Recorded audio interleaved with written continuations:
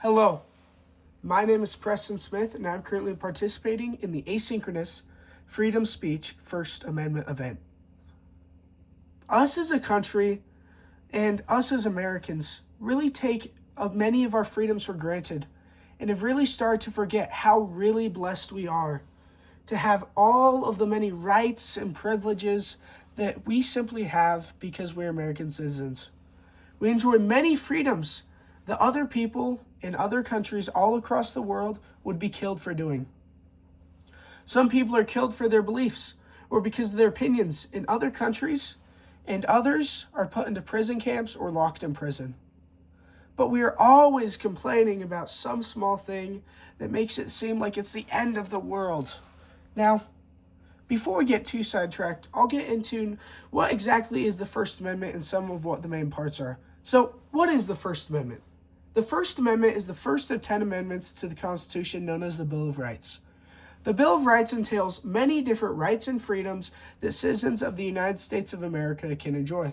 But what exactly are they? Well, in the First Amendment, there are many different rights detailed therein, but I'll go over 4. The first one is the right to freedom of speech.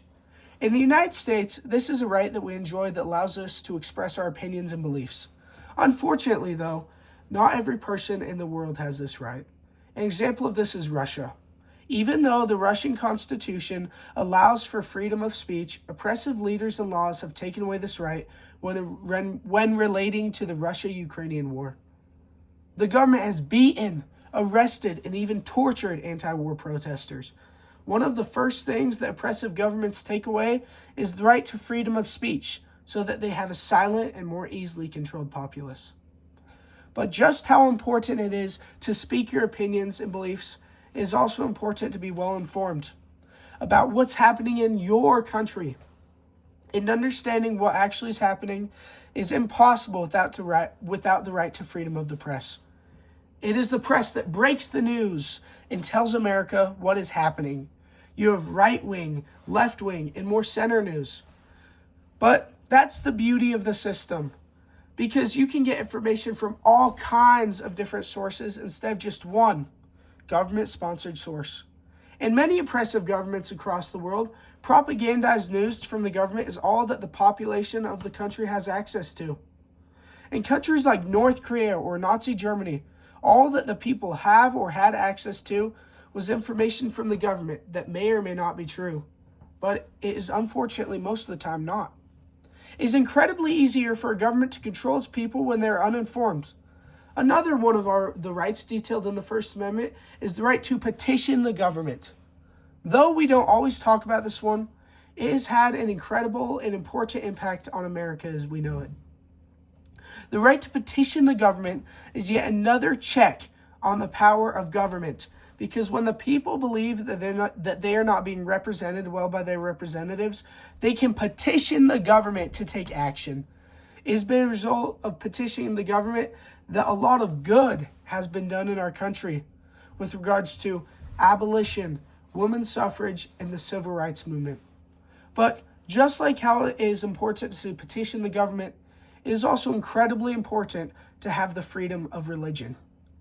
The founders of our country recognized God in all that they did and recognized the importance of a country to allow its citizens to worship their Maker in a manner pleasing to themselves. Just like with all of the other rights entailed in the First Amendment, this one really hones in on personal beliefs. Because when countries allow their citizens to worship freely, there is higher success and economic growth, along with many other things as well. It is important that this freedom is protected because man worshiping that God that gave him breath is one of the most sacred rights that can be embraced. When this freedom is not enforced, it leads to a lot of pain and suffering for everyone involved. An example of this is with North Korea, where Christians as well as those belonging to certain animist religions are subject to execution and imprisonment in prison camps. And as I start to close, I would like to emphasize how blessed we are as a country and as a people in this country to be entitled to these freedoms and many others. And even though our country may have lots of problems, every country does, and we should really count our blessings and recognize how much better off we are than those billions of people around the world that live under oppressive governments. God bless America. Thank you.